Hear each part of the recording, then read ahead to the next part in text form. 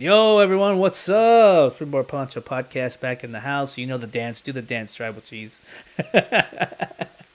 Do my little dance. There we go. How's it going, guys?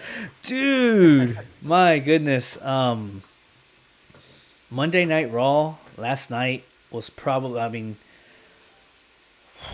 one of the best Raws I've seen in quite some time. Definitely the best Raw of 2024.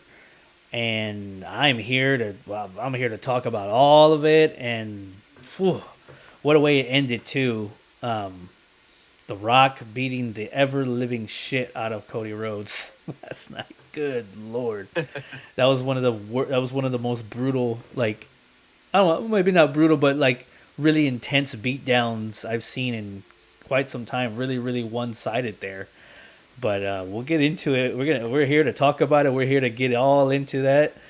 And I'm hyped. I'm ready. We're less than 2 weeks away from WrestleMania time. So man, let's get into it. Before we do though, make sure to like, subscribe, ring the bell, because we're getting hot and heavy here going into WrestleMania. So you're gonna want to be able to get those alerts when we go live or put any kind of content out. So make sure you like, subscribe, turn on notifications, and I will throw it to an introduction for my only co-host tonight, Tribal Cheese. How you doing tonight, man?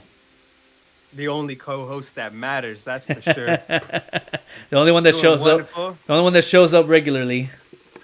The only one that's gonna show up day in, day out. There'll be just a few cockroaches left on this earth, and the Tribal Cheese still doing the SPP Plaja podcast. Right till I die. Yes, sir. Excited Yes, to sir. get it, talk about the road to WrestleMania, SmackDown and Raw. Ready to do this. Let's do it. We're coming down to, I think, that final left turn there before we get to the show of all shows. And last night was definitely a show to remember. Live from Chicago, which is already in itself you already know you're gonna be in for something when it's in Chicago. That Chicago crowd always brings it, and they brought it last night. CM Punk returned, from the first time since January. But before we get into that, we got to talk about The Rock. The Rock was not scheduled for this Monday Night Raw, so it was a surprise. But I was paying attention to Twitter pretty much all most of the day, and I didn't see any kind of inclination or any kind of rumors that he might be on Raw tonight. There was just some fan speculation that he might just show up tonight. I don't know. But there wasn't really any kind of reports or anything that said expect The Rock to be at Raw tonight. So it was a legitimate surprise when Cody Rhodes came out to do his promo that The Rock's music came on. And there he was on the stage. And all he did was just come into the ring, whisper something to Cody, and then walked out. And Cody was kind of shook about it. And throughout the show, Rock was asked what he said, and he said, "Yeah, you ask Cody for that." Cody was asked about it. He said he's not gonna say it, but that it's something that it's not gonna happen. Okay, so then we were all speculating throughout most of the night. What the hell did The Rock tell Cody? So we get to the main event segment, which is Jay Uso versus Shinsuke Nakamura, and all hell breaks loose at the end of that match. And you got the bloodline that comes out, and then you got the Cody Vengers that come out, and then it leads to a backstage part where Cody is fending off Jimmy, he's fending off Solo, and it looks like that's probably where it's going to end, right? And then bam, out of nowhere, there's The Rock. He's back, and that's where The Rock just continues to beat the shit out of Cody Rhodes for what seemed like forever and a day. I think it was for a solid 10 minutes. He got thrown a trash can twice. He got fighting back. He got thrown into those doors a couple of times. He got thrown into a nicely placed rail that was just happened to be in the right place at the right time, and then just a semi truck. And then that was the best part, in my opinion, because then you got something that WWE has rarely done lately, which is like outside, right? Usually you get these Yeah. backstage brawls and you get the your standard stuff, and then everybody comes out and breaks it up, and then it's over. This one went all the way into the parking lot area, or behind the doors, where you then saw the Cody bus. There was his bus was right there, and the aesthetic outside was perfect, dude. He's just beating the shit out of him. It's raining outside. It's raining. It's Yeah. raining. It's wet. It Cinematic. looks nasty out there. It's almost like that's exactly what I was gonna say. Like you beat me to Like a it. movie. It's a fucking movie. It like seemed like you're watching a movie, and The Rock is just this huge super villain. He's like Thanos. And since this whole thing is surrounded around like Avengers, it almost seems like. And so he's like Thanos, just beating the shit out of Captain America there, and in that aesthetic with the rain, ripping off his shirt, which is not something you usually see happen to Cody. Like his real nice, suit shirt looks like crap. And then he's just, I mean, Cody didn't get a lick in at all. No. He's just taking Nothing. taking it, and gets bumped into his bus a few times, which then busts him open. So you get a little blood. You get a little blood look, and it's hard to tell. I mean, I've gone back and looked at it because this is kind of funny. We were talking about this. I know, but whether or not that blood was fake or not, I'm not sure. Oh, it was so fake. It was 100% Because fake. because the one thing I can say is, uh, because it was raining, that could discolor the like blood a little bit and make it look a little bit lighter. It did look a little bit like paint though, so I don't know. But the way that the blood was coming down, it did look like he may have bladed himself. So I wouldn't be surprised if the blood just changed colors because of the water. If it just made it look lighter. But either way, it looked kind of funny. But the aesthetic was nice. There's always a right time, and a right place for blood, and I feel like that was the right place for it. Obviously, when it happens the hard way, you can't help it, and it. But in this case, this was obviously planned to make him bleed, regardless of whether or not it was fake or he bladed. It was a hard. It was the it was a worked way, and it added to the aesthetic of just Cody getting the ever living shit beat out of him. The Rock blurring out cuss words left and right, making the networks have to scramble for their censors and whatnot. And it ended with The Rock with the two big things that I took out of it were he fulfilled his promise from what was it, 2 SmackDowns ago, that he was going to put Cody's blood on that belt. And he whipped off the belt and it said Mama Rhodes on it. And I was like, good Lord, this guy is such a fucking villain. Wow, he's such a menace, man. And he did. He took Cody's blood, wiped that shit on that belt. And then I think it was I think that was after he told him this is what happens when you fuck with my family. And then threw his ass into the bus, and then that's where the show cuts off. And Cody just got the shit beat out of him. I thought it was awesome. I thought it was a great segment. I thought that was something that I haven't seen in quite some time, and it was welcome. And now the road to WrestleMania has just heated up times a million. What did you think about that whole entire segment? Because I think that was probably the best segment of the year so far. Wow, well, it was definitely shocking. I gotta say, like, I don't think I've seen a segment like this all year, for sure. Promo wise, like, I think I've seen a couple promos that are very close to it. Because Cody was cutting a pretty decent promo in the ring where I thought it was gonna end right there. He got all the fans to point at the WrestleMania sign, which I thought was a really, really cool shot. Mm-hmm. I thought it was gonna end there. He was coming on pretty strong, and then you get the if you submit, and I mean, my goodness, the new entrance for The Rock is electrifying. That's all I can say. It is just perfect. I mean, this man could come back to wrestling now, and he would be at the very top. The very top. He'd be above Roman, above Cody, because he can do it all. And so he comes out, and He leans over, and I didn't know what he said. I didn't know if he said you can save 15% or more by switching to Geico.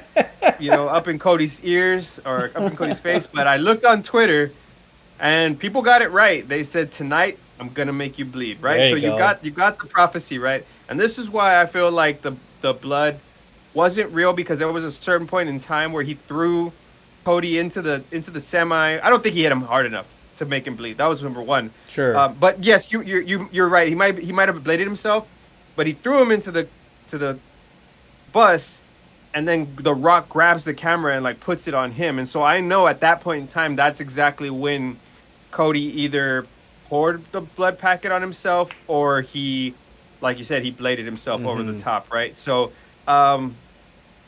it's hard for me to believe that 2 weeks, before WrestleMania, they're going to allow Cody to actually cut himself and risk some kind of infection or something. But I mean, wow, just what a segment, and The Rock just continues to dominate the TV time, man, and take this era of wrestling, or regress this era of wrestling right back to what we call the Attitude Era, right? Back to like the Exactly. days where the things were just so crazy, right? Because you hear what The Rock's saying, you hear what CM Punk's saying, Seth Rollins, Drew McIntyre, everybody's taking their game up to the next level. We have Yeah. some blood again, which I think is a big deal, because when we were a PG product, I don't think they allowed any blood, right? So you got a lot of moving parts, but The Rock gets his cinematic. I don't think he could have drew it up any better. It's freaking raining No, outside, and if there would have been a thunder strike outside, it might have been the tip of the iceberg, or lightning strike or something. But I mean, The Rock he just makes movie magic, and it almost feels, man. I don't want to say and now at one point did I feel bad for Cody, but I legitimately felt creeped out by The Rock. Like, he does come off like a super villain right now, right? Yeah, And I dude. think I think what The Rock is doing right now So is he's doing good. his best. He's doing his absolute best, and he's doing what he should do. He's promoting the shit out of this WrestleMania match. He's going to put some butts in seats. And we're talking about how many people are going to order or subscribe to Peacock, or become wrestling fans just because The Rock is back. Correct. Or even prior fans that have drifted off the product that are coming back now because of what he's doing. So, The Rock he's just amazing right now. Man, making movie magic, cussing up a storm, saying you don't fuck with the final boss. I mean, wow, That's like, what happens when you fuck with the he's final boss. That's what he yeah, said. that's what Yeah, that's that's what what he he said. said, Yeah. right? Yeah, it's what happens when you fuck with the final boss, and they're bleeping everything out. Yeah, I'm excited to see where The Rock continues to take. He's elevating his game. It feels like every week, and he's doing exactly what Roman Reigns should be doing, but he's not doing, which is bizarre, because The Rock wasn't scheduled to be there. We talked about maybe appearances not there, but he doesn't give a fuck. He's going to be on the show, because for him, promoting the business is what it's all is, right? Yeah. Roman, to everybody else's credit, he hasn't been on the show as much, and when he is, I feel like his performances are a little bit more lackadaisical, right? They're not Yeah. they're not all there, and I don't know if he's just getting outshined, but I do know that Roman could show up a couple of extra times and just volunteer to be there a little bit more, or if the bloodline's there, he shows up, and or something, Yeah. right? Maybe pitching his ideas to be like, hey, well, what if he beats up The Rock, and then I come out at the very last second, because this is my show. He keeps on going everywhere else and saying that it's his show, and that Yeah. he's in his prime, and that he's here to stay, but he's just not on the fucking show, right? Like, he's very rarely on SmackDown. The Rock is doing more appearances than him. And at a certain point, you say, do you care about this business, right? Like, Yeah. do you really care about it? Because how the fuck can you be absent right around WrestleMania time, dude? Yeah. How, bro? You don't even wrestle that often, but how can you be absent around WrestleMania time? Yeah. And you're letting The Rock fucking steal your thunder, like, literally, bro. Like, he's Yeah. out here doing everything that you should be fucking doing. He's literally I out here agree. doing everything. I So, agree. I agree about that. And so, um, before before I get, because let's get into that a little bit more, because Sure. it's actually Segue right it's into actually a segue right into it. So that's my thing about this whole thing. as good as all this has been, right, and as awesome as this is, and as cool as it is to have all this back, feeling like Attitude Era kind of stuff, which makes this product just that much more enjoyable in a way. There's always a place for it, right? And this is the right place and the right time for it, in my opinion. The Rock and Cody Rhodes, those two guys interacting the way they have been, are carrying this entire thing. Roman Reigns is not. Seth Rollins No. is not. And so, Roman's and, not. and so, Seth and, can't. and so, There's and a so, difference. true. Okay, that's fair. That's also fair. But either way, those are the two guys that are carrying this feud or whatever, right? And for me, I feel like I'm with you on this. I'm with you where it's like I understand Roman negotiated his way into the schedule that he wanted and the appearance things and all of that, right? Like I get it, You don't want to. You're not really gonna do more of what you're obligated to do because that's not what you negotiated. Blah blah blah blah. Whatever. I get it, man. Like, what a way! Like you finessed your contract to the best of your ability to get you to be able to work less and make more, and because you're the top guy, right? Sure, fair enough. I get that. But this right now is the time, like you said, is the time to be present in these moments. There was only one guy missing from last night's awesome moments. And it's the guy that's like main eventing night 2. The guy that's the champ, the guy that's the head of the table, that's the tribal chief, that's, the cream of the crop. And he was the only guy missing last night. Cody's on both shows all the time. I find it hard to believe that that's by design because I'm sure that having Roman just show up and be a part of the beatdown or something, or, even just having him like be an observer, right? Like I'm observing what I'm allowing to happen because I'm the tribal chief.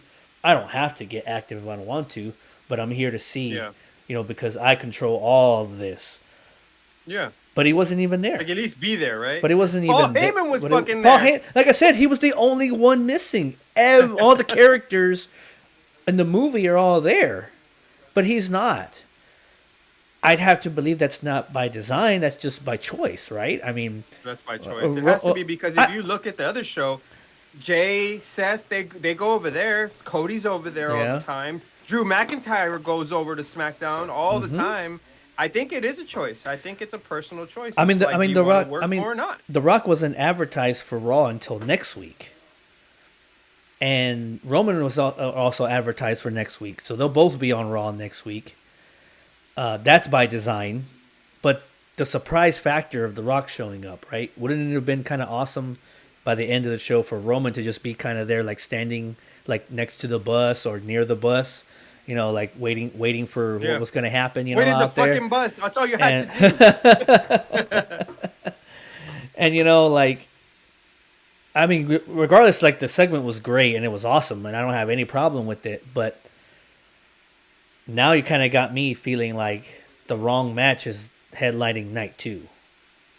Yep, I'm feeling like that too. Because where is Roman in this? That's hyping this up. To make him really, I mean, not that he needs it that much, but you know what I'm saying. I think we both agree that this thing is being carried by The Rock and Cody Rhodes right now, and their feud together. I'm more interested in their feud than I am in Cody versus Roman at this point. But that's the direction that they're going, and The Rock is doing his thing, and I appreciate the movie aesthetic of everything. Everything feels like a movie. It's awesome. It's crazy to watch. You don't know what's going to happen next. I want to say that I mean, anybody can feel free to correct me if I'm wrong about this, but I'm pretty sure that WWE has a former Marvel Studios writer on their team right now. So it makes sense. It makes sense that we're basically getting like a Marvel movie kind of aesthetic on everything here. But another thing that I wanted to point out before we continue was I feel like in today's WWE, right, when we're watching the program, I think I don't know if you feel like this, Cheese, but you got to pay attention to everything that you're looking at on the screen, right? So like when I think it was it the R Truth and DIY I believe where they're so. And talking, and then in the background, Paul and if Drew you were pay in the attention, you back. see Yeah. Paul and Drew in the background. It's that kind of stuff, right? You got to pay attention to because there's always a story happening. No matter Hmm. whenever when there's another story happening, and that carried on through the whole night because Drew came in and interfered in that main event match, and so what is his thing in all this, right? But so for me, just being the kind of Easter egg guy and paying attention to where things are placed and how things are shown, I'm going to throw it out right now. I know it's not prediction week, but I'm going to throw it out already just based on what I saw. So we see Cody and The Rock, go to the outside, right, and the beat down outside. I'm just saying, in the background, it's about as big and it's super bright. I mean, they looks like they put lights on it or something. There's a WWE truck right behind them as they're fighting, clear as day, right? Who were the two guys on that truck? Was it The Rock and Cody? No, it I was didn't see it. it. Oh man, you need to go back and see it then I because, missed like I it. Yeah, said, like I yeah. said, eagle eye. Got to keep those eagle eyes Yeah. on. John Cena and Stone Cold Steve Austin, Okay, okay, okay. and I'm just saying, I've They'll seen probably be there. I've seen WWE trucks, before, and they have like the current guys on there, or but that truck just seemed oddly placed, like in the right spot as a backdrop. As a backdrop. As Yeah, a yeah. backdrop, Easter egg backdrop. it seemed like it to me. So I wouldn't be surprised. Foreshadowing. I wouldn't be surprised if we really do get this Cody Avengers thing, if John Cena and Stone Cold are not like involved in this in one way or another. I mean, Oh, that would be really cool. it's WrestleMania 40, so you got to believe that all the legends and stuff are going to be invited at least to the show, whether they're actually on it or backstage and whatnot. So they'll be there, but there could be that. I don't know. It's just me like keeping my So keeping John my Cena eyes makes open. sense because the bloodline did screw him over. That is Correct. true. So And then so that one for, does for, make sense. for me, I just feel like the Stone Cold thing would be more just because of The Rock. Because Stone Cold and The Rock, those two guys, 40 years, and one of the biggest rivalries in the last 40 years, two guys. If we're talking about just all out mayhem in night two in that main event with bloodline rules and everybody going crazy, next thing you know, here comes John Cena, here comes a glass break, and I don't know. I don't know if it'll happen, but I just thought Eagle Eye fans kept an eye on that one. Like, it can't be a coincidence, right? Like, nothing's a coincidence anymore. Nothing's a coincidence anymore in WWE. Just everything is placed for a reason, in my opinion. In when you're watching WWE nowadays, like nothing, if there's a doll in the corner, there was Bray Wyatt stuff or something. Remember like that kind Yeah, of stuff, yeah. or so today, new era WWE. If you pay attention to something, you notice it. It might be a part of something. It might not be. Maybe it was the only production truck they had, but I find it hard to believe that those two specific guys that you'd put that truck right there and like had the lights on it, so it was super bright, like you couldn't miss it. Yeah, I think you're right. I think you're onto something. You only just wasted 5 minutes of just talking in circles right there to keep saying what you kept saying. So you're right, Johnny T. You're right. Okay. I just think that's exciting. Like that's why this whole thing's just super cool because they have no idea how this is actually gonna end. And so Everybody will be there on WrestleMania, so we can count on that. you can count on that. I think for we've sure. heard some rumblings of John Cena, and I mean, CM Punk's gonna be there, hurt as he is. I wouldn't be surprised if Rikishi shows up. I wouldn't be surprised if a lot of people show up. For real. Some of the legends come back just for one night. You probably see the Undertaker sitting in the stands or somewhere in the back. You never know. You never know. It's WrestleMania Shawn 40. Michaels, Triple H will probably be out there.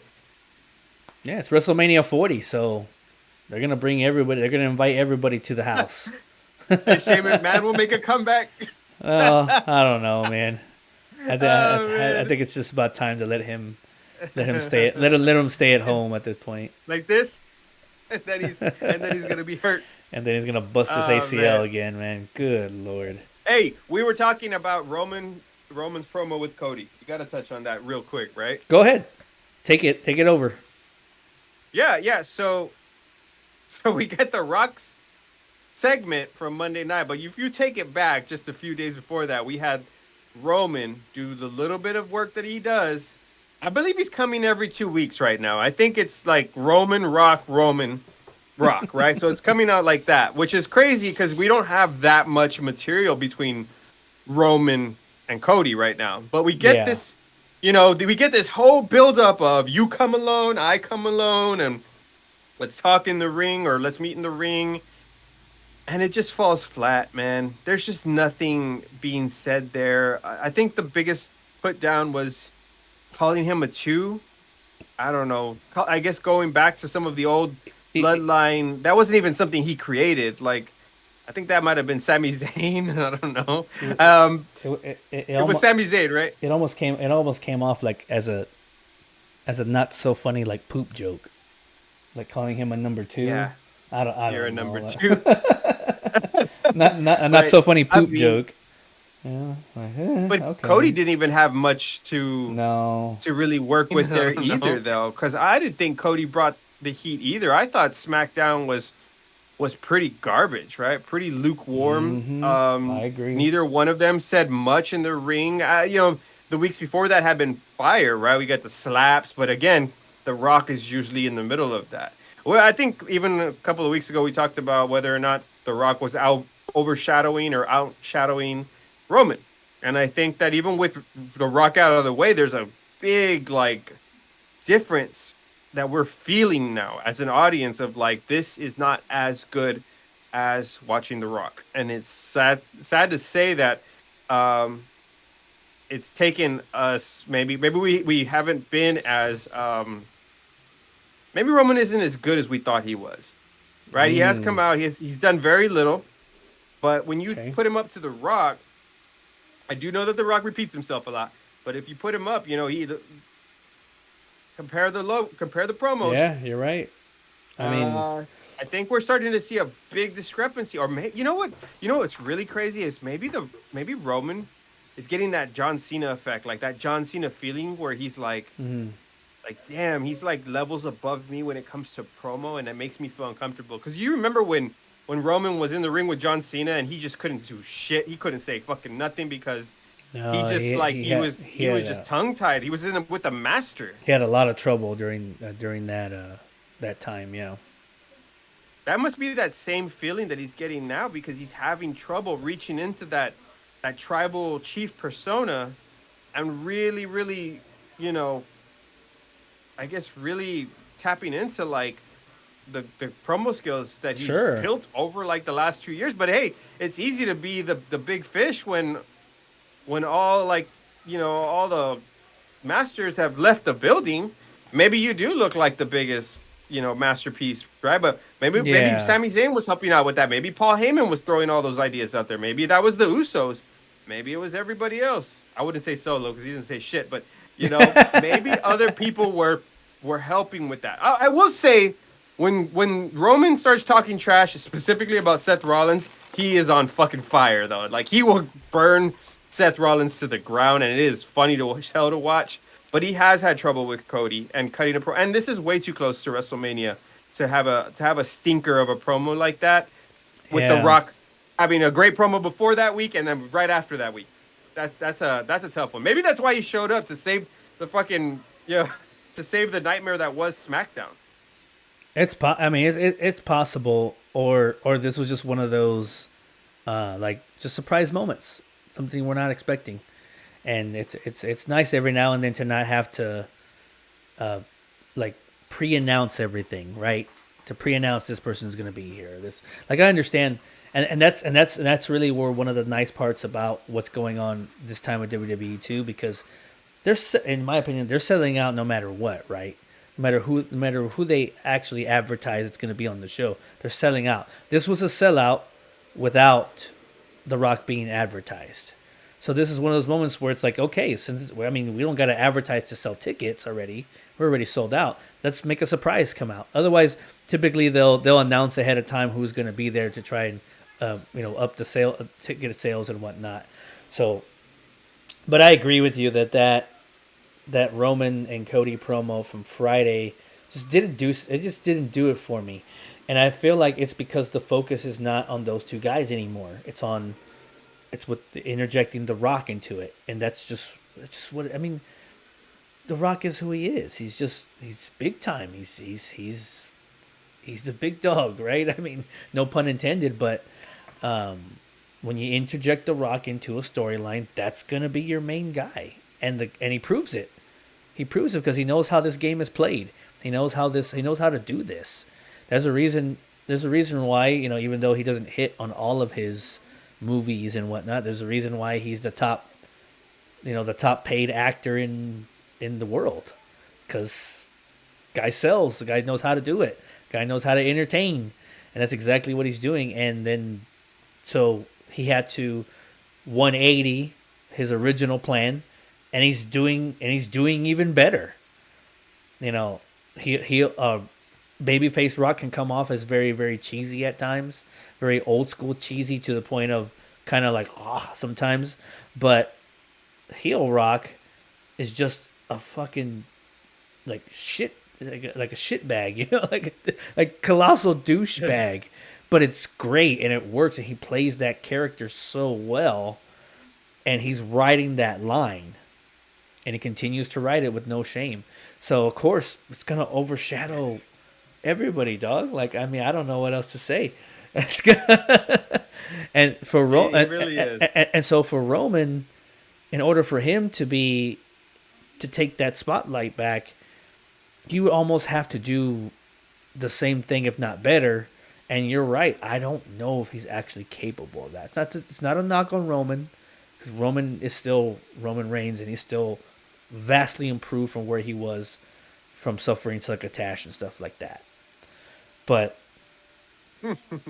but right now, The Rock is just he's literally on a different level. I'm sorry, but he is. Yeah, that's what we're seeing so far. And well, unless Roman Reigns does something to match that energy over the next week, I mean, this is The Rock's story. This is The Rock and Cody's story. You said something earlier that made me think. You said maybe this is the wrong match for night 2, and I think I agree. Like I think my stance has always been there should have been a triple threat between The Rock, Roman, and because it almost feels like such a waste now to have The Rock on night 1 only doing a tag team match of all things with Roman. And I would almost have been like more happy to say no night 1 match and just get no double duties. And just give me The Rock, Cody, and Roman all in the same match, so I get the great one on night 2 to cap off the end of my WrestleMania, and it almost feels like, can you believe it, man? He's doing all of that for a night 1 tag team match. He's doing all this for that. Yeah, this is wild. Yeah, this is why I feel like now more than ever. We kind of touched on it maybe a week or two ago, but now more than ever, I'm leaning towards that. If I wasn't already, I think I'm leaning towards that they're winning. The Bloodline is winning night 1, because you got to have The Rock on night 2 in some extent of it. And if based on the stipulations, if they lose, then they're not going to be a part of the Bloodline's not going to be a part of that night 2 match. And at first, when I first heard that, I was on the boat of, okay, well, yeah, let's just have a straight up, let's see who the real man is between Cody and Roman. But now, where we're at today, I have to see The Rock on night 2 as well. Like Yeah, I have yeah, to.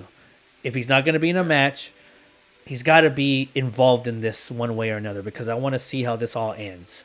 How his involvement in it all ends by the end of night 2, regardless of I whether or gotta not see the. regardless of whether or not he's just a part of the whole, like the bloodline, and then the Cody Vengers come out and they all just clash until we get the end of the match, or do we get the turn? Do we get The Rock turning back babyface and turning on Roman I, Reigns to help Cody win?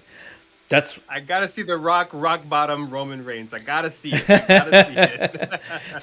so now more than ever, What a sight! so now more than ever, I guess, yeah. I mean, and they have to win night 1, right? Because if not, we Mhm. don't get The Rock in night 2. And I think based on We everything only that they differ built, on who took the pin night 1. You yeah, have Seth taking the pin, and I have Cody taking the pin.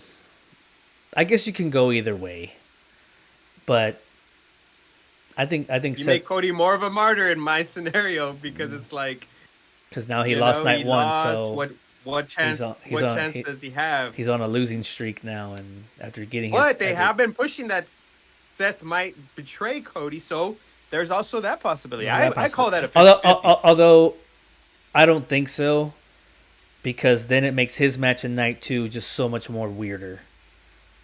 So I don't think he does. It's got. I think you get that tag match, right, and The Rock and Roman Reigns win, and then night 2 is where all the shenanigans happen. I think that's perfect. And then whether or not you end up having The Rock turn on Roman, or you just have all the Cody Vengers versus the Rock Thanos and whatnot, and his and all that, and everything blows up real until real now. quick. Oh, go ahead, man. What What's up? is real quick? What do you got? Because how many do we have on the bloodline? We have Jimmy Solo, we have The Rock, And Roman. um, That's and Roman, 4. right? So that's 4. Mm-hmm. But we're anticipating what, a 5th member? At some point, maybe? In the Possibly? in the future, I'd say yes, but not at WrestleMania. Okay. I don't think that's the time. So we have 4 right there, right? Mhm. And then on the other side, who do you consider I guess I was gonna see who you consider to be the Cody's Avengers Well, squad. well, they've already established that it's definitely Seth Jay.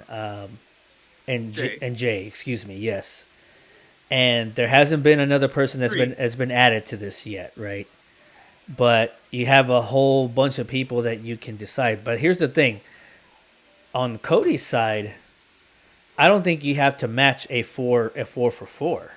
I think this is where, if you wanted to bring out just 6 different people to finally get the numbers game on your side for a change, that's the Sure. time. That's the time to do it, right? That's the time that John Cena comes out. That's the time that Stone Cold Steve Austin maybe makes an appearance, just for the hell of it. Just to have a little back and forth with The Rock. He doesn't have to be, but John Cena makes sense, right? To be that fourth guy, and if you wanted to, depending on how his night goes or what do you want, you can do. You can make Sammy show up too. You can make Kevin Owens. you can make Kevin Owens show up too if you want. Randy Orton. You can make LA Knight show up if you wanted to, or Randy, Yep. whatever. Like I'm saying, you could bring all of them out, and I'd be fine with it. Bring all the hecticness to Samoans the out. table. Bring all the other Samoans out too. Everybody that the bloodline has ever screwed over, bring them all out in one just big blow up shot. And now the bloodline is outnumbered, and that's how Roman Reigns' reign ends. Or it doesn't. It's a great story. No, don't say that. It's a great story like that. Or it doesn't.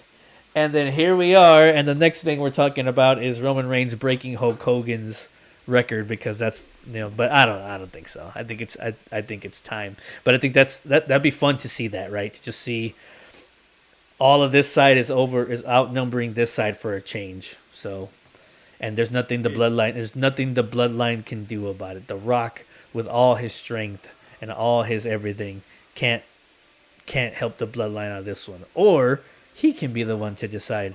Roman, you clearly ain't the dude. I'm the dude, and show Roman that on night 2. That's why I think the Because Rock. yeah, if you That's why I think the Rock should win night 1. He should be the one winning the match for the Bloodline night 1, and then if he costs Roman the title in night 2, perfectly fine with that. Even if he doesn't, I'm still perfectly fine with that. It just adds to the story that we know we're gonna get at some point, which is the Rock versus Roman at whatever point that is. Then that adds to the fuel because the Rock did his part and Roman did not. So who's the real tribal? Who's the real tribal chief? So many different ways you can go about this. Yeah, funny enough, it is 3-on-3 with the Rock in the middle, right? If you really think about it, because we count 4, so depending on which way the Rock flips, he could be part of the Avengers squad or he could be part of the Bloodline. He will probably. It could end up just being 3-on-3: Cody, Seth, and Jay, and then Solo, Jimmy, and Roman with the Rock in the middle. Although I will say this, and then we'll move on to the next thing. The Rock, up until what happened Monday, I was kind of on the side of thinking that The Rock might turn on Roman at WrestleMania and help Cody win. But after seeing how badly he beat the shit out of Cody Rhodes, I mean, to a bloody pulp. It's got to make you feel. It's got to make you believe it. I don't think he's gonna help Cody win the title. Gotta make you believe it. I don't think he's gonna help. If you don't Cody. believe that he's against Cody, then you'll. If you don't believe that he's against Cody, then it'll just be too transparent that the turn is coming. That's one hell of a way to do it, though. You made the guy. You spread the guy's blood on a belt that said Mama Rhodes, for God's sakes. Good Lord, like that is bad. That makes me feel like that's not a guy that sounds like he wants to help you. Not tonight, it isn't. Like if you told me, "Hey Johnny, like I'm gonna help you out, but first I need to beat the ever living shit out of you first to make people believe that I'm not going to." But so you gotta let me bust you up. You gotta let me throw trash cans at you. You gotta let me throw you into a bus. You gotta let me embarrass the ever living shit out of you. But then I'm gonna have your back, man. I got you. I tell you to fuck off. Like you ain't. No, I'm not taking that deal. Cody's got to believe it too. Cody has to believe that The Rock hates him. But as of right now, I mean, Cody Rhodes doesn't look like he has a chance against The Rock, and I think that's what they're gonna play into the night 1's tag team match, which is why I kind of am thinking that I'm starting to lean towards your theory, which is Cody takes the pin from The Rock night 1. We'll have full on predictions. It gives me at least another week to think about this before we actually put it all on paper and then challenge ourselves on WrestleMania predictions. But I'm leaning towards that way too, just based on how Monday went as well. But geez, that was just one segment. That was just one part of Monday Night Raw. Let's talk about that was the amazing. Other half of that Let's talk about the other. Let's segue into that, which was the return of CM Punk in his hometown of Chicago. The first time we've seen CM Punk since January, when he announced that he had busted his triceps and that he was going to be out for a few months. Got attacked by Drew McIntyre that night and was written off of TV to go have surgery. He was announced last week to make this surprise appearance in his hometown. And I wasn't sure exactly what they were going to do with this here, but he came out, did said some pretty funny things. It was very, very open about some of the things he said. Busted out some cuss words himself. Talked shit to Pat McAfee a little bit until Drew McIntyre made his presence known. And those two, oh my God, I can't wait for those two to have a program together. Drew and CM Punk were just on fire against each other, and this is where I like to say the same thing with going on with The Rock and that whole thing. Realism, letting these guys just cut promos just letting them do work, right? Not everything has to be scripted. It's nice every now and then, but just let these guys go to work sometimes. Put a mic in their hand and just let them go to work. Let them do their thing. And when you let them do that, you get gold like that. You get Hmm. um, and then like CM Punk and Drew McIntyre having their exchanges and whatnot. Um, then you get like CM Punk is clearly annoyed with Drew McIntyre at this point, and then Seth's music come out, and I love just the The fucking like, reaction. oh my god, like this fucking guy and getting on his knees and just banging his head. Like, god damn, I hate both of these damn guys. Why does this guy need to come out? So it reminds you about the whole where this was originally supposed to be headed, which was Seth Rollins and CM Punk. So Seth Rollins comes out, interjects himself into this conversation, um, which then CM Punk, roast him. They roast each other a couple of times. All three of them start roasting each other. Uh, you had CM Punk, or you had Seth Rollins telling CM Punk that he couldn't be a guest referee if he wanted to because that's his counting arm, which then CM Punk ad libs again, gets on his knees and counts with his left hand, and says, he probably wouldn't be able to call it down the middle to these two dipshits, and they blurted that out. That was funny. And that was even funnier was Drew coming on and saying that PG brother. I'm telling you, man, like you let these guys just go with it, and you get gold like that. All of that to announce that CM Punk will be involved in this match Hmm. as a guest commentator. Hmm. I'd have to think that if he can, he probably gets a little physical. I know he's limited with the arm, but if you're gonna have him there doing commentary on the side of the ring, like he's gonna get physical one way or another, right?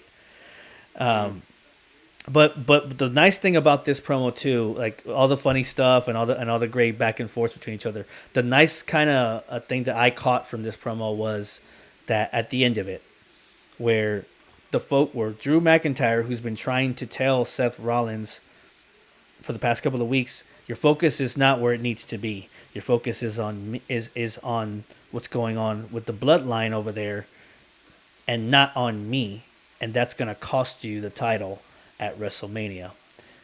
Except for tonight, you clearly see that, or last night or whatever, that Drew McIntyre's focus is not on Seth Rollins, it's on CM Punk, based on everything that he's been talking about. And in Hmm. that moment, Seth Rollins took advantage of that, super kicked him, and gave him a stomp. I thought that was kind of neat to see that kind of come back around on Drew, who's been the one trying to tell Seth, "You're not focusing on me. It's going to cost you." And because of Drew focusing on CM Punk instead of Seth took advantage of it. So that was kind of a nice way to end that segment. But that was the second that was my best promo segment until obviously what happened at the end of the show. So now it's my second best, but that was good. I enjoyed that. The Chicago crowd definitely helped out in a lot of ways in this promo as well because they like all three of these guys. It was evident. Drew McIntyre is definitely the all star in this whole thing, though. I still love everything that Drew is doing, everything that he says. Um, I hope Drew wins. I think he deserves it at WrestleMania. If he doesn't win, I'm gonna be mad, legitimately. But I love what these three guys are doing. Interjecting stories all together. It works so well. It was a good segment. What did you think about it? So this is exactly what this match needed was CM Punk in it. It this match now feels really interesting to me with the CM Punk angle in it, with him being involved in the promos, with there being this kind of like triple threat. These guys like all really feel like they hate each other, and it does feel genuine. Mm-hmm. So I'm really liking what I'm seeing. I will say CM Punk's promos they definitely come off a little real. Uh, you know, um, and he's got some good burns. Like he had one for Drew where he said, I never needed to put another wrestler's name on my shirt to sell it, Yeah. and is a shot at Drew because he's not selling his own shirts. The only shirts he's selling is the ones of CM Punk. So basically, he's making his fortune off of he literally is making his fortune off of CM Punk's name right now, right? That's what his claim to Yeah. fame is, and his whole character change, everything has been because of CM Punk. Which I liked Drew's response because he said, CM, you complete me. Like because of you, I've Yeah. gotten to this level now. Like I'm Mhm. I'm this person now. Like you're my muse. Like you've helped me. I need you. You like he Yeah. channels. He's whatever he's about to give up. He just thinks of CM Punk and he can get the last couple of sets of his workout in. But it's not to the point though where he doesn't shit all over CM Punk too because he talks Correct. about he lifts weights that CM Punk can only dream to lift, in his best day, which is true. And Drew also talked about CM Punk's health, which I thought was really real. And I Mhm. think this all comes back to the same shit because even Seth says it. He said this is as close as you're gonna get to a world heavyweight title because ironically, Seth is the guy with bad knees, right? But CM says that. But it's what's crazy to me is I look at CM and I'm like, dude, I don't really know if you can go anymore, man. Like Sure. for being straight edge and for not being that old, you sure look old. You look older than shit. That's all I got to say because he looks really really old. And I know that he didn't do good work when he first came back. I don't know if that was because of the injury he sustained or because even before that he looked like he gassed out really really quickly. Um, there's a lot there that's like, sure, are we gonna get like a good match between CM Punk and Drew McIntyre? Are we gonna get a good match between CM Punk and Seth Rollins? Mhm. And I don't know that we are yet, but I know that CM Punk is compelling in the ring. So if we can continue to get his promos through his injury, it makes it interesting. Like we'll get to the Yeah. matches. Hopefully, CM will maybe wrestle once or 2 or 3 times this year. Maybe put him on a light schedule so Sure. he can be athletic and he can give us a Seth Rollins matchup this year and a Drew McIntyre matchup. But I definitely feel like Drew is the way to go. Yeah, I think that Drew is he should win. Um, Yeah. But it does kind of feel shitty, right? Like if Seth wins and I'm sorry, if Cody wins and Seth loses, um, some parts of me feel like maybe Seth isn't gonna lose because they're really pushing him on both shows right now. I'm not super Yeah. excited for him. He's not the most you know he's not for me he's not the most entertaining wrestler. Like I like his in ring works, but I don't really connect with his promos very much. Yeah. Um, I think he is kind of like what they've said before is he's just a song. I do not like his wardrobe. I think The everybody bu- burns him week in week out. the bell I don't bot like the, his mannerisms. the bell bottoms. The bell bottoms and CM Punk even threw out The high threw heels out to make him the high taller. heels. Yeah. So it's like, dude, Seth, figure it out, man, because figure it out. None of us like it, man. Like none of us Hmm. really like it. And if you're gonna just, you know, oh wow, Okay, so we're having oh shit, some technical difficulties with Tribal Cheese, so I'll PG continue. brother, PG. PG brother. What I did like from that one too, I forgot to mention, the best to me, the best interactions in that promo were also when when Drew McIntyre was talking about being the chosen one, and CM Punk came out, clapped back to him, and told him, "Well, who named you that? Say his name. Who named you that? Who Clearly, chose you? who chose you? Who Because it wasn't chose his you? people. Who chose you?" And Drew's just sitting there with the shit face shit face grin because he clearly can't say the name. We all know that name has been blacklisted, so he can't say Vince McMahon. But it was funny. I love that interaction, and I love it because you know how much CM Punk did not like Vince McMahon. So anytime he can shit on him, he's gonna try, and he sure as hell did in that moment, and it was so good. But that's what I mean. Like these promos, like sometimes telling these guys just to go out and just you give them the bullet points to hit, but just go out there and do your thing.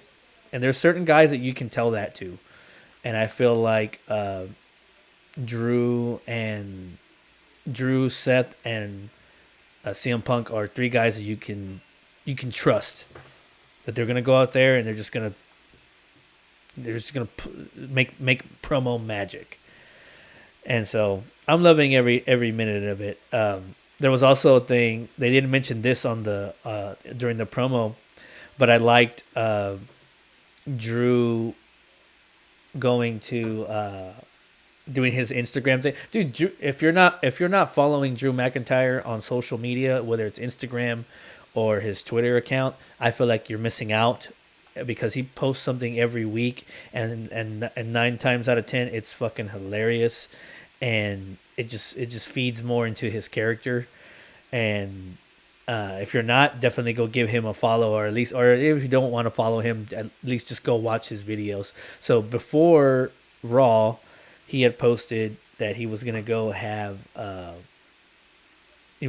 lunch there in Chicago. He was in Chicago, and he went to this bakery that CM Punk frequents that he had actually mentioned during one of his AW championship post conference that he did, the one where he ended up having the fight with the Young Bucks afterwards, that whole thing.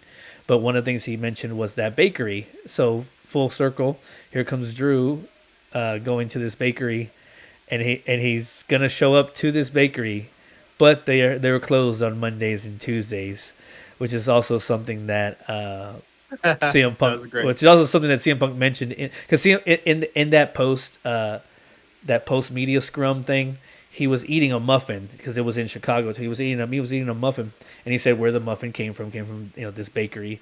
It's a great bakery, but they're closed Mondays and Tuesdays. So Drew McIntyre, being the shit heel that he is, of course he's gonna show up to this bakery knowing that they're closed on Monday and Tuesday. But it's just the video. He's there in front of the bakery. He's like, oh, well, they're closed on Mondays and Tuesdays. Who closes on Mondays? Oh well, this place was probably crap anyways, so I'm gonna go have lunch somewhere else. And he pans down to the shirt that he's wearing, and he's wearing the best in the world CM Punk shirt, the white one, with the like the classic one, but he's like putting paint DM Hunk. As much as you feel like DM Hunk as on much it. as you feel that DM Hunk is a cheesy, whether it's a cheesy cat name or whatever, it was just funny that this dude is such a villain, is such a menace. He was gonna go into this bakery that CM Punk frequents with the CM Punk shirt that says DM Hunk on it. That would have been hilarious. But well, that's what I'm saying, man. If you're not following this guy on social media, you're missing out. So we got you back, huh? We got you back on video. You're good to go. All right, awesome. So Yeah, I'm back. Had to charge my phone. but yeah, to close on that, you're right that adding CM Punk in whatever way that they could, whether it was special guest referee or just being on commentary, I think will add to this match. I think it was necessary. It's good because it gives whoever the winner is, whether it's Seth Rollins or Drew, it furthers that rivalry, and that next whenever CM Punk is ready to come back from injury, it at least furthers that going forward. So that's good. And it's good to put him on there. And if you don't remember, CM Punk was on the commentary team for a short amount of time during 2010 2011, and he was actually really good at it. So I'm sure having him commentate against two guys he doesn't really like it's going to be just hilarious and great and add to the match. So that's good stuff there. Let's get into there wasn't a lot of women on this show tonight. Last night we had one women's match that was 1 minute and 40 minutes long, and then we had another women's excuse me, the world heavyweight or the world championship match for the women's had a promo. So we had Becky and we had Rhea in the ring for another one of these promos, and I liked it. I thought it was better than their last one. they had a lot of realism. Tonight, I mean, I think you can call Monday Night realism because there was a lot of realism in all these promos and whatnot. Like you really had that real human aspect to a lot of these promos. Um, Becky coming out and having her heartfelt kind of thing that she needs. She needs to win. She needs this. Rhea coming out and basically saying she's the big star. She doesn't need to win matches or prove herself in the ring. She already has, and in the click of a button, she can make her her assets go wild on social media and have everybody chomping the bit at her. And of course, she has Dirty Dom come out to kind of because everybody likes Rhea Ripley at this point, so you got to have Dirty Dom out there to kind of help be the buffer for for her, so that there can at least be some booze in the crowd. Otherwise, you're gonna have nothing but cheers for Mami. But the line of that whole entire promo, where I think everything shifts in this rivalry in this for this matchup, is when Rhea says that Becky's baby by the end of that match at WrestleMania is going to be called is going to call her mommy, and that made Becky's face change, made her go real serious, made her get kind of really emotional and teary eyed almost. And yeah, and they didn't interact, they didn't get physical, which I thought was okay for this moment. And so good promo from both ladies. They got another week to They didn't kind get of. physical. They didn't fight, did they? Am I missing They something? got hella physical. Oh, you're right. I'm sorry. You're right. Yeah, I was thinking about the. I was thinking about the last time. No, I'm sorry. Yeah, they did get physical in this one. I'm sorry. Becky punched I'm Dom right in sorry. the face. Yeah. That was actually This too. amazing. If when they showed the slow motion for that, his jaw like kind of like moved a little bit. It was perfect. It was Yep. great. But yeah, that kind of made me a little bit more hyped for this match, even though I still feel like the one-on-one wasn't the way to go here, but it makes me a little bit more invested in that match, just a little bit more. Whenever you add some human aspect to it, Becky, fighting for to keep her spot per se, and then when you involve her family, it's just when you involve anybody's family into conversation, especially babies. It's like, oh, well, you can't talk about my baby. Mm-mm-mm-mm-mm. And and Rhea's just she's Rhea. She's mommy, man. She's on top of the world. And at the end of the day, I don't feel like Rhea's gonna lose this title at WrestleMania, but I feel like it added to the feud. We need a little bit more sizzle to it before we get to WrestleMania. Maybe next week we'll get just a full on, like, back and forth between each other physically. But I think that's what we're missing, and as soon as we get that, then we'll be good to go.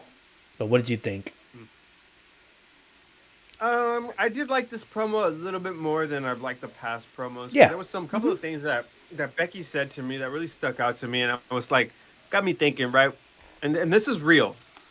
When she talks about longevity of this business, I was like, damn, that's pretty good. She's like, you haven't dealt with this yet. You've only been on the up, but one day you're not gonna be there. And how you survive in this business, that's the difference between, you know, I guess the long-term legends Yes. and flashes in the pan, That was and you actually don't even really know how good. you're gonna handle it. I was really surprised at that. I was like, Becky has a really good point when it comes to longevity. Like, she's remained at the top of the business without a title and without always winning. Um, and that just kind of shows you the difference between mommy versus Becky right now. But also makes you question, can Rhea do that long term without a title? Because at some point she will lose that title. Yeah. And makes you wonder, I think Becky made a really compelling case for who she is and what she stands for. And at the end of the day, that's the skill level on the mic and in the ring is what determines whether or not you're going to stay in this business. Um, and it's not just about showing some ass, right? Like I think that's what she Yeah. kind of brought that in is Yeah. she that's that's a temporary thing, right? Where it's gonna just Hmm. be super catchy right now, but skill and promos, that's the way you stay at top of the game. Now, I mean, I get what you're saying as far as the family thing. There's two different ways it rolls though, right? Because when I don't know why, but when it hits me with Cody's dad, it always hits more real. But I kind of felt like they used Becky's daughter to build it up on purpose Hmm. because we haven't really That's fair. give us some build up before that, right? Like show us Becky in the back hanging out with her daughter, right? Or show us a couple of clips of her just chilling with her daughter and her and Seth at home or whatever. Show us some things where it shows that she's a real family person and do you want Mama to win at WrestleMania? And she's like, yeah, I want you to win. Like, show us some of that so we can see Becky the mama, Hmm. and then have Rhea come out and be like, "Ha, see that shit up there? She's gonna be calling me mama." And then it's like, oh, okay, like I think that was the thing was like it was so transparent because they don't have much time left to get from here to WrestleMania. That's fair. For me, it didn't hit as deeply as maybe some of the other stories because obviously we know Cody's not bringing his dad into it for like a joke Yeah. or a promo. That's just an overarching, realistic, genuine feeling Hmm. from him. Um, Whereas it felt like Rhea needed that Rhea needed to add something to this. Like you said, Rhea needed to Hmm. add something to this to start getting people to care about it because nobody fucking cares. It can't be about Becky needs to prove she's better than her, right? Like it can't be that can't be the reason. Um, and Becky still doesn't have that much steam right now. I mean, obviously she won a couple matches, but you know, I don't think that she has like so much momentum behind her That's that like fair. it's gonna erupt when she wins at WrestleMania. She's just gonna erupt with this win. So they're Hmm. making it personal. I just didn't particularly connect with the way it was made. I did think Becky tried to save it as much as possible because you're right. She did get emotional. Um, she started saying, "This isn't a joke to me and my daughter." And then, if you say it one more time, you won't say anything else again for the rest of your life. Yeah. Or I Yeah. don't know. She It said was that. some kind She of said. death threat. She said that's her one pass. That's your. This is Yeah, your yeah. one pass. Yeah, that's what I remember saying. So it was some kind of death threat on Rhea. I don't know. It was some kind of interesting little thing, Yeah. which I thought, I don't like I don't like that level. I kind of prefer like you throw something back and say, Rhea, you're just mad because Dom can't give you any babies or so. You know what I mean? Oh, Like I don't know, just yeah. something. That'd be something like Because yeah. mommy's always on top, she can never get a baby. I don't Oh know. my god. Okay. Yeah. Or maybe say that Dom has a baby dick, and then I don't know. Who knows, right? So something, right? To just be like, Oh yeah. Yeah. he's got I little don't dick know. I don't syndrome know. I don't or know something. something. I mean something. Yeah. Yeah. But he did get cold cock, so that was kind of funny. Yeah. So I mean, I guess the Oh rest of that was all yeah. right. We got Yeah. some physicality between the two. We're gonna have those clips of the running jump. They separate them, and there's the running jump. Let's go again at it and stuff. So Yeah. I Yeah. think Becky jumped off like the steps. I Yeah. don't Yeah. know. Yeah. Yeah. Yeah. Um, Yeah. So but yeah. So we'll see how. I mean, I wish this is one that to me sounds like it would be better with the stipulation in it, like a hardcore match or ugh. something like that. But like straight up, okay. Yeah, I don't know. I don't know what I want from this match. Like I would prefer something inventive, but I don't even know what would work for this match. Like I don't know what would make sense. I mean, a hardcore match, I guess. I mean, I'm kind of not into those that much because the trash cans are aluminum foil and the kendo sticks are, made of rubber. I don't know. They're like some kind of really weak looking material. So I'm not too much into foreign weapons, I guess you can say. But I will say that I would have maybe enjoyed an Iron Man match or something, right? Where there's like there's three pins total, and they're both tied at 1-1. There's the last 30 seconds. Somebody gets a pin for some dramatic flair. I don't know. Um, Something in that sense, right? They did a Becky did a last man standing match where I thought that one was pretty good. So maybe that could have been it. But yeah, I Yeah. don't know. It's gonna be a 1-on-1. It's probably not gonna have any stipulation. And it's probably gonna have Dom Mysterio at the sideline. Or He's gonna punch your back. unless something else is happening with Dominic Mysterio. But so that's what's happening with Becky and Rhea, and hopefully, Mm-hmm. and we'll see what they do next week. Because I'm sure they'll have one more face to face or something with them before. Because next week is go home. Next week is the go home Raw. We're finally here, and it's crazy to think about, right? But anyways, elsewhere on Raw, just a couple of small tidbits on other things on Raw. Um, we had some tag team turmoil stuff between the Judgment Day and the tag teams involved in the so far the tag teams that are involved in the tag team ladder match stuff. We had R-Truth being funny as hell on commentary.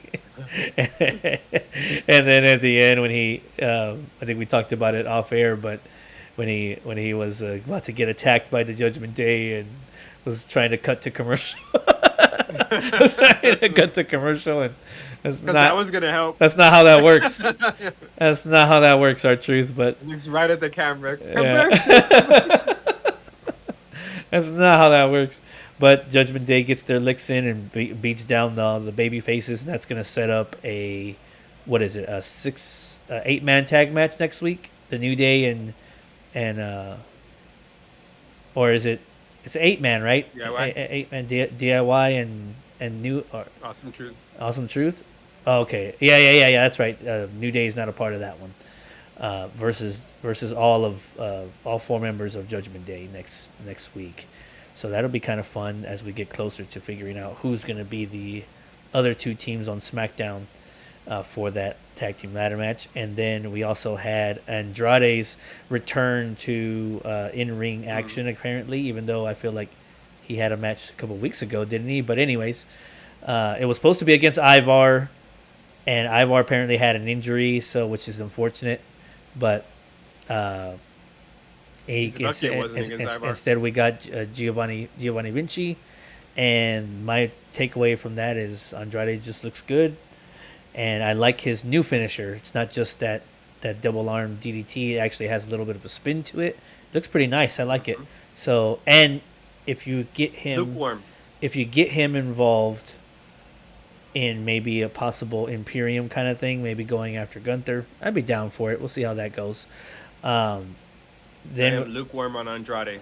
right now, yeah, it just seems like they have a direction for him. I think this more after WrestleMania. I think that's where you might see things heat up for him. But we'll see how it goes with that.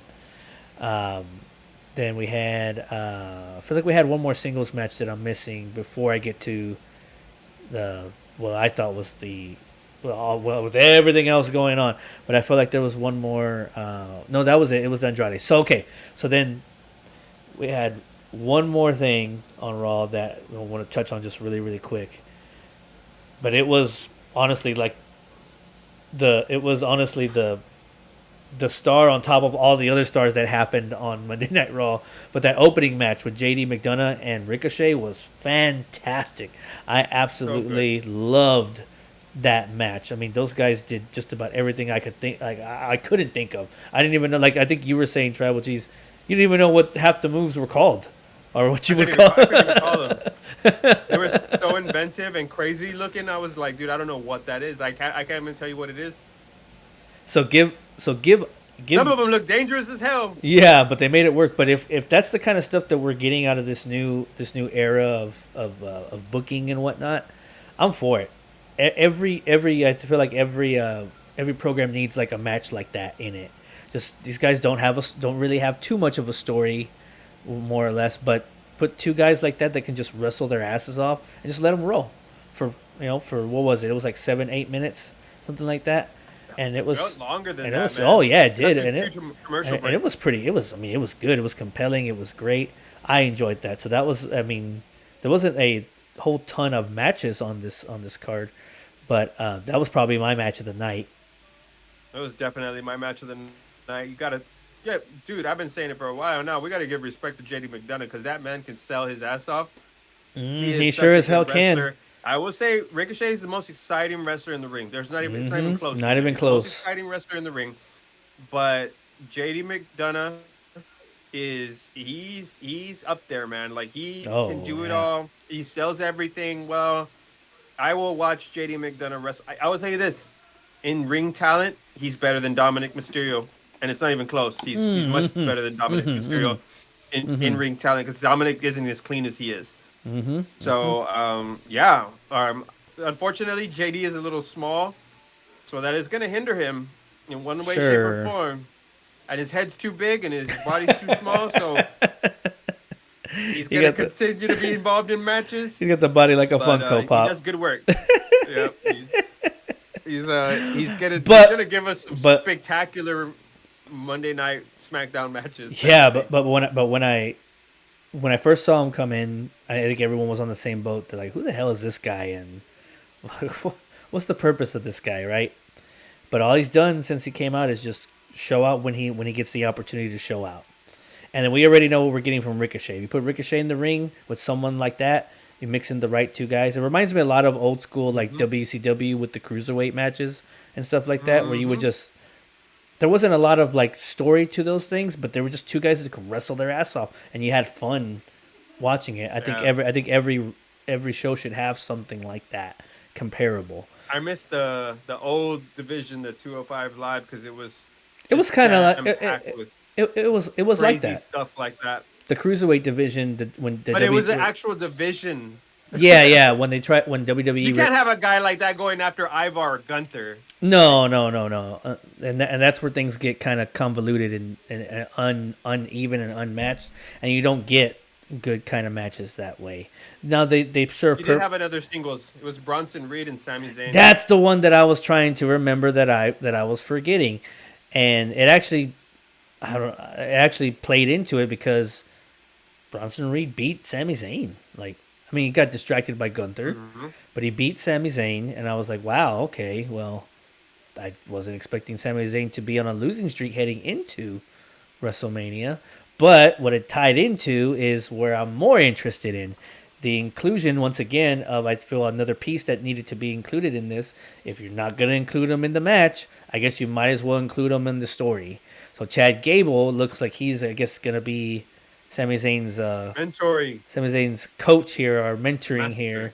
here, as His master. he's gonna try his best to get Sammy to get out of his own head and get into being able to out mastermind Gunther, which I guess we'll see how that goes. But I'm assuming that The mighty have fallen. I'm guessing Chad Gable will probably end up being uh, ringside, I guess, for this. I don't know. I guess we'll see where that goes. But I'm happy to see that Chad Gable is at least going to be involved in this one way or another. I would have preferred he would have been involved just in the match itself, but if you're not going to, then at least keep him in the story. Keep his story kind of active a little bit in the background. That works for me. But yeah, that was the match. I was like, I knew there was one that I was trying to remember, and it was that one because Bronson Reed just beat Sami Zayn. That tsunami move, by the way, is always it always looks like it hurts. I don't know if it really does, but it just like whew. When somebody takes it, it's like damn. So, is there a place for Bronson Reed on the WrestleMania card? I hope so. I hope maybe we do get that super heavyweights super heavyweights match maybe, but I guess that remains to be seen. As we didn't get any new announcements for any new matches on Raw, so Nope. we're still on the same number of matches that we were last week. I don't think we added any more matches, but so that was Raw, A plus show all the way around. That was easily the best Raw of the year. Going back to SmackDown really quick, there were a couple of notables there too that we didn't go into too much detail about, but the LA Knight AJ Styles home invasion segment, I thought that was pretty funny. I thought I predicted that's what this needed. I thought, well, if AJ Styles is not going to come to the show, then I think having LA Knight go and look for him was the next best thing to do, and that's exactly what they did. They had him go to his home, honk on his horn, make him come out to his front yard. My favorite part about that whole entire segment, though, was obviously the whole. I liked the whole thing. I liked the point of view from the cop car. I thought that was hilarious. I thought that was great. Like the cops like rolling up, like where was it Corey Graves that's cut that's a and we also obtained the whatever county police footage, and it's like, oh geez, but I was like, that's great. You just see AJ Styles and LA Knight fighting in the lawn, and I was like, that's great because I mean, we watched, if you ever watched like it looked like a scene out of Cops. If you've ever watched Cops, it looked like a scene out of Cops. Like you just, all right, guys, break it up, break it up. It was great. I felt like that's what this rivalry, this match needed, and now I'm a little bit more invested in this match a little bit more because now I feel like they did something with it. They heated it up because it was really really cold, with the exception of LA Knight carrying this whole story. For being the tribal cheese, I think you were pretty vocal that you didn't like the cheese in this segment. I mean, maybe I'm wrong. yeah, I mean, Maybe I read it wrong, but feel free to tell me. I don't have a problem with this segment. I mean, they're trying to do the best that they possibly can to make this matter. I will tell you this, Johnny T. It is reminiscent of the Attitude Era, but it just doesn't have the sizzle and spark, and I think that's just because it doesn't have the same players, right? Because when you have Stone Cold and Vince McMahon attacking each other and getting hit with the bedpan, it's something completely different, right? Than when you see what happened at AJ Styles' house. And it's mainly because of AJ Styles, and I don't think it's any knock on LA Knight. I do think LA Knight was hilarious, saying, speaking all politely to the officers as they were driving him away. And shit. He was. That was funny. He was like, "It has nothing to do with you guys," and I'm like, "Dude, you're going to jail, bro." Like, what are you talking about? I'm not mad at you guys. And I was like, okay, yeah, but I would say that it just feels like too little, too late to really build up any kind of steam for my interest in this match. And my interest has not increased seeing AJ Styles and LA Knight.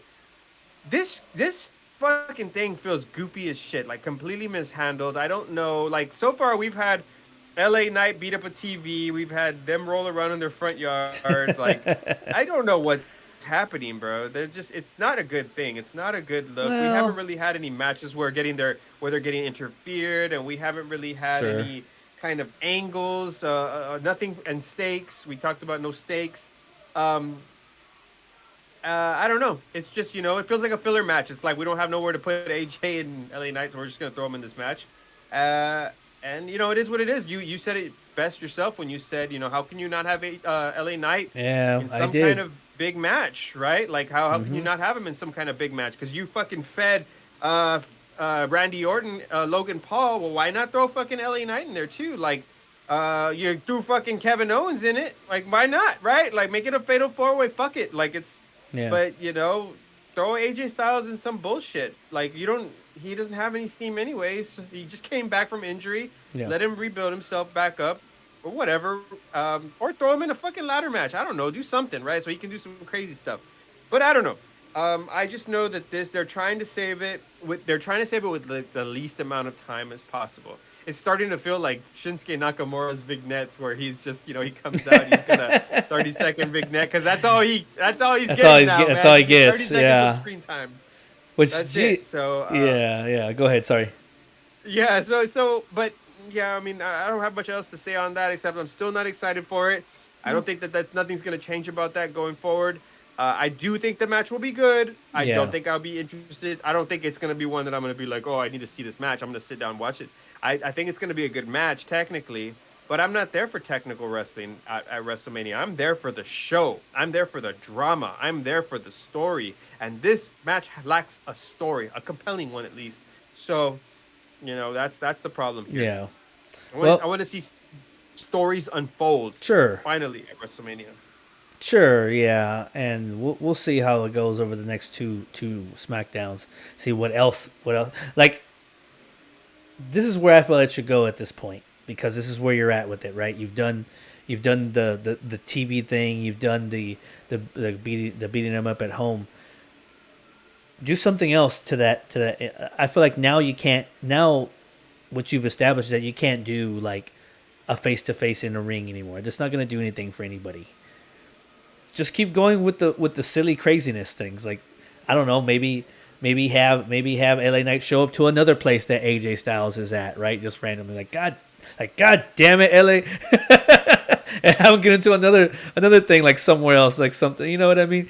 Like, make it like you might as well just do stuff like that for the next 2 weeks, because that's what you've established with this. Because now you can't really do a face to face promo in the ring. It's not really gonna do much for anybody on that. So I mean, commit to the silliness of it then, right? The outlandish whatever kind of thing. You already had the home invasion. Do it somewhere else too. I mean, maybe have him attack AJ while he's at Walmart shopping or something. I don't know. you know, Hey, dude, like, maybe have him do something it's like that. I okay, don't know. but it's okay, but just you know what? Better yet, just put LA Knight in the fucking ring and let him talk to you. You know what I'm saying? Like, True. 'cause That's he also just true. can talk his. You just got to give him a mic, and he can go off the That's off the also fucking that's hip all. like That's also CM Punk, that's also and true. just let him talk, That's also and true. then just have AJ jump him or whatever. Like I don't know. Or something. Yeah. I mean, you could sure, because he's one of those guys that has the crowd and that can get the crowd in the palm of his hand, so he could work it, sure. But we'll see how it goes over the next 2 weeks with that one. But I did enjoy the home invasion segment. That was funny. I thought that was great. I thought it was good. I thought it was something. So, and then elsewhere on SmackDown, my favorite storyline and segment of that show was Bianca Belair's continuing descent into something different, because this is a Bianca Belair I haven't seen before. We get the of course the continuation from last week's SmackDown, which was where Bianca doesn't come out to help Bayley and Naomi when they get beat down by Damage Control, and the reasoning for this is because Bianca is trying to say that this is what Bayley deserves because of all the hell, which for real, in kayfabe and story, whatever, Damage Control and Bayley were the ones that took Bianca out for a few months. They injured her, they took her out. So of course, Bianca is not gonna, or you'd feel like she has something like a good reason to not want to help, because you nearly broke my damn leg. Why should I help you?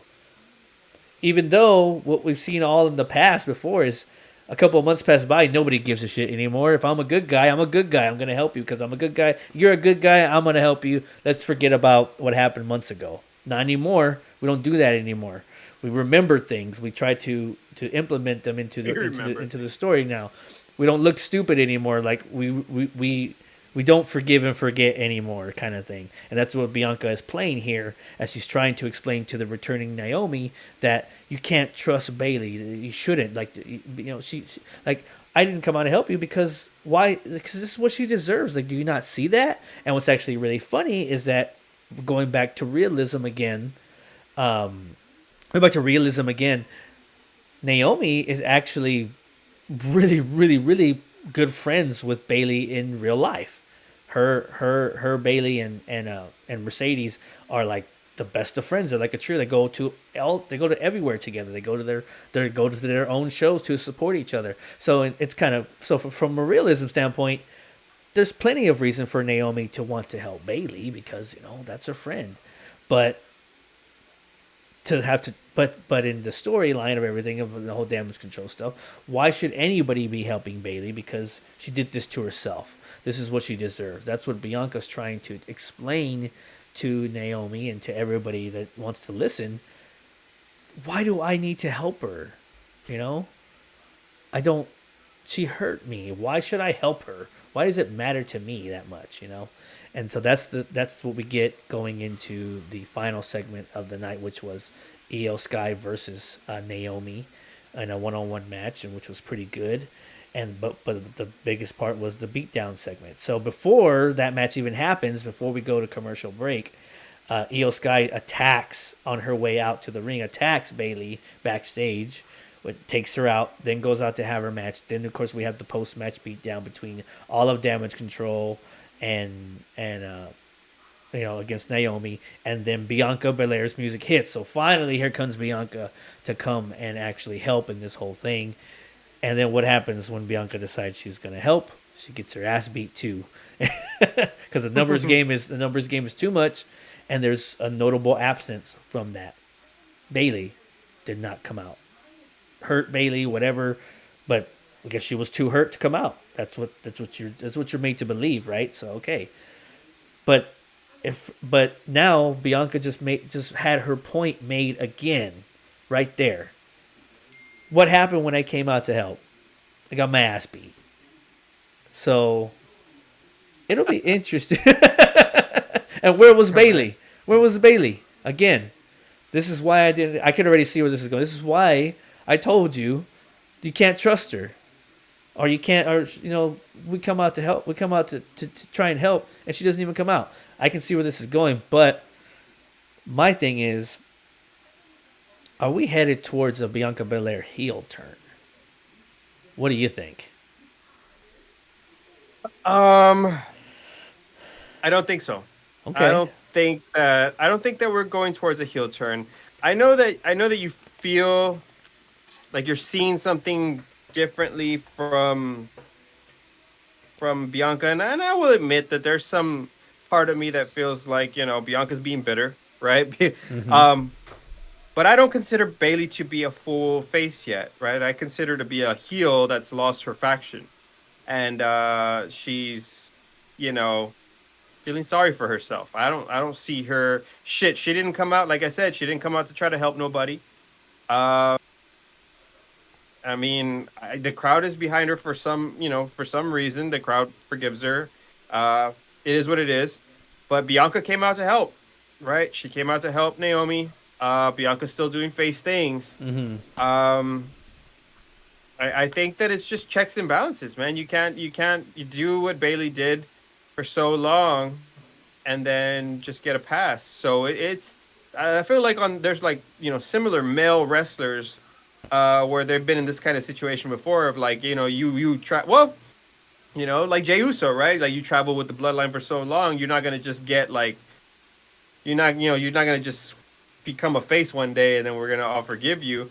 It took some time, right? It took some time for people to start warming up to him, and he was getting those threats as soon as he left. And I think it's gonna be the same thing with Bayley. But I don't think that we're gonna see a full Bianca heel turn. I don't think it would be the right move, if I'm being completely honest. Now I will say it would be interesting as hell, Mm-hmm. but I don't think it would be the right move because she is such a hot face that, like, I mean, we're talking about her going into a territory that feels like it would be pretty dark. Okay. I dare say it would be Bayley-esque when we're going from Bayley buddies to that. But I'm not gonna lie. I guess the division could use more heels in general. But I don't know. I just can't imagine it. It's not. This is one of those things I just can't imagine yet. Sure. But in my opinion, will Bianca turn heel at WrestleMania? Will she turn heel in the next few months? Mm-hmm. I don't see it yet. I don't see it yet. I just think she doesn't like Bayley, and I think that makes sense. Yeah, it does. She doesn't like her. She doesn't trust her, and she's saying, Naomi, like, what are you doing? Yeah. What are you doing? Why are you? Like, why are you doing this? So, but why are you being so nice to her? But usually things like this can become like a manifestation for a character to be like, I've tried to get you to understand, and now you've sent me over the edge, and I can't take it anymore. And that sometimes you've seen that lead to a descent of a character into a flip, right? Drew McIntyre is a perfect example of that. Because of what happened with Jay and everything, it flipped his script completely. It took a while to get there, and at first it wasn't really hitting, but now here we are hitting full cylinders a couple months later. So it can happen, but but you are right. Bianca Belair has been portrayed to all of us as the female John Cena of the women's division, right? She can do no wrong. She's Oh super super yeah, super she's baby not a face. face. She's a darling Yeah, of the exactly. business right now. Exactly. Like her face is on everything, rightfully so. She's earned that right. But you're right. She's a female face of the company in all the literal sense. But can you make it work if you do it? Sure, and that's why I think I'm intrigued by where this is gonna go. I think that's why that was my most intriguing story on SmackDown right now because Cody and Roman aren't doing it. Roman's not doing it for me right now. But Bianca, this whole thing with her, I'm interested to see where it goes. I would like to see where it goes. Maybe it's just for the program, for WrestleMania or whatever. But maybe there's more to this than than what we're looking at. But we'll see where it goes with that. But I thought that was the most interesting story on SmackDown. I look forward to see where this goes over the next 2 weeks with that. We, yeah, we can count on that being in the match card somehow, some way. Yeah, I think they got to get Bianca on WrestleMania. Sure, So. which brings to the announcement that Jade Cargill has signed with SmackDown. She's exclusive to SmackDown, and she will be making her first appearance as a SmackDown exclusive superstar on this Friday's SmackDown, which I believe, if my intuition is telling me where to go with this, I believe that's where she might be interjected into WrestleMania, where we might have her, Naomi, and Bianca teaming up to go up against the leftover members of Damage Control, and maybe a six woman tag match. I didn't mean it like that. I didn't mean it like that. But yeah, two of the powerhouses against like all these little people and a somewhat like half injured Asuka. How did you mean it, Johnny C? How did you mean it exactly? I didn't mean it like that. I didn't mean it. I thought you were gonna say that like I was shitting on Damage Control for saying that they were the other like pieces of it. Like no, I didn't mean it like that. And I also didn't mean it the way I think you're thinking that I meant it. So I'm gonna leave it like that. I didn't even think about it that way because color and all that doesn't matter to me. But no. Oh God, that'd be hilarious. That's not what I meant by that. I meant it like I wasn't trying to shit on the other pieces of Damage Control that are left. It's really what it is. They're the three. They're the three wrestlers other than Io Sky that are left with nothing to do right now. So that's how you get them to do something. You put them in that, and then that's how you get Jade Cargill to have a big match at WrestleMania if you want that. Which I would believe that's what they're doing if they're gonna give her a moment on Friday. And I mean that's what you need. You need one more piece to kind of fill out that 3-on-3. So, but you got powerhouses in the form of Jade Cargill and Bianca, and then of course what Naomi brings to the table versus two of the smaller women on the roster with Dakota Kai and Kairi Sane versus a half injured Asuka. Like, yeah, that's kind of a mismatch. Or as Goldberg would call her, Asuka. Asuka. What a moron. But yeah, so that's what's happening on SmackDown. We'll see how it goes come this Friday. I did like the package that they had for. I'm not sure if you saw it. The package for Braun Breaker, that video package. That was pretty cool. Sure. That was nice. I enjoyed that. I don't think he has a place on WrestleMania. Maybe not. But I guess we'll find out. But one more thing on SmackDown. One more thing before we go, and that's going back to. I was gonna bring this kind of full circle from the whole Rhea thing that we talked about. He talked about Dirty Dom getting punched in the face. I thought that was kind of interesting, and what his place is at WrestleMania. Well, he apparently interjects himself into the Rey Mysterio thing again. So I guess we're gonna do this again. in one way or another at WrestleMania? Ray versus Oh Dom God, I hope 2? not. Or in one way, Legato versus LWO with Dominic Mysterio in there because he just shows up randomly on SmackDown to interfere in Rey Mysterio's match. It's like the guy cannot get enough of messing with his dad. It's hilarious, but I I guess sure hope not. I guess we'll. I mean, they got to do something with that after what they did on last Friday with him coming out and interfering. Um, but yeah, Dominic Mysterio is one of those guys. He always just shows up on all these shows and just he's there and doing whatever he does. Yeah, he's in everything, right? He's in everything. Oh my god! So now he showed up. Getting He showed up. his ass kicked by everybody. He showed up. Yeah, for real. He showed up twice in the form of in the span of 4 days on both shows. He's now been mentioned twice on this podcast. So there you go. That's the power of Dominic Mysterio. Dom is working overtime. Yeah, he is. So we'll see what they do with that. I'll be interested to see how they interject and how they do that again, and whether or not we get Ray versus Dom 2, or if we get what I would probably guess there's another multi-man opportunity there if you want to do Legato versus LWO with uh, Dominic Mysterio in that match in some form or another. So we'll have Dom to see. doesn't have a match, right? He doesn't. He does not. As of right now, he is not on the WrestleMania card. And I would believe that if you're going to have him show up on SmackDown with a Rey Mysterio match to interfere against Rey Mysterio also doesn't have a match at WrestleMania yet. So there you go. Whatever you decide to do with that, you've already planted the seeds for that. And we'll see if Dominic Mysterio indeed shows up on SmackDown again. And we'll see where it goes from there. But, yeah. Anything else you wanted to touch on before we get out of here tonight? I think we covered just about every little thing, but hey, this is your hour. This is your moment. My moment. Let me see. Roman, get your ass on the damn TV. Or just take the belt off of you and pin the damn thing on Jamie Lannister. Oh, Think of this stuff. oh, good lord! Yes, that's a call out. That's a call out. Let's go ahead and do a double call out here, and call out. And I'll call out Roman Reigns or no. What the hell, Roman Reigns? This is impromptu. What the hell? What the hell, Roman Reigns?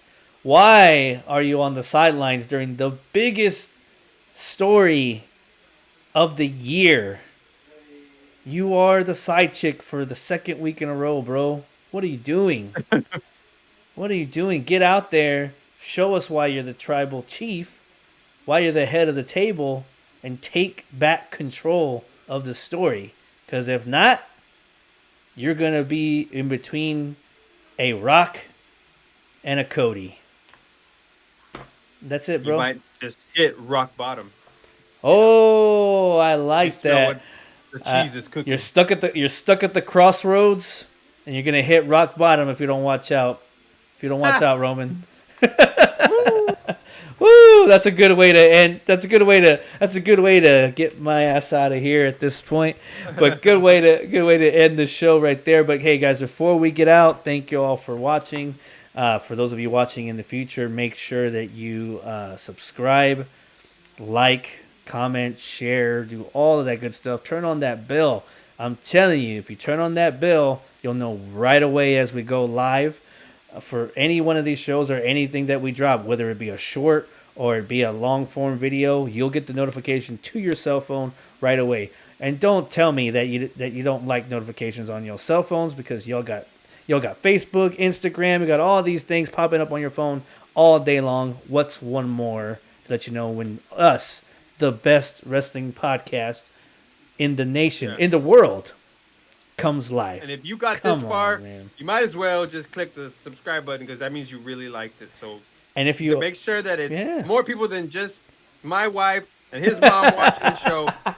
And if you guys are watching the show, you better click the subscribe button too. It's free. It costs nothing. It costs absolutely nothing. It takes 1 millisecond, just like that, to click like. So click it, click it, click it, click it, click it, click it. Jeez, I'm just saying, guys, it's not hard. Yeah. And next, explain to you how to click the button. and you're gonna want to. I know we're overselling here, but you're gonna want to, because next week's show is huge. Next week's show that we're going to do is the WrestleMania 40 prediction show. Regardless of if the card is fully set or not, I hope it is, but regardless of whether or not it's fully set or not, we are doing a prediction show next week, and you are going to want to know when that drops and when we go live for that. So have those notifications on. That's all I got to say about that. But until then, guys, I'm Johnny T. That's the Tribal Cheese. We love y'all so very much. And we'll see y'all down the road next week. I don't know how many hours that is, but either way, next time.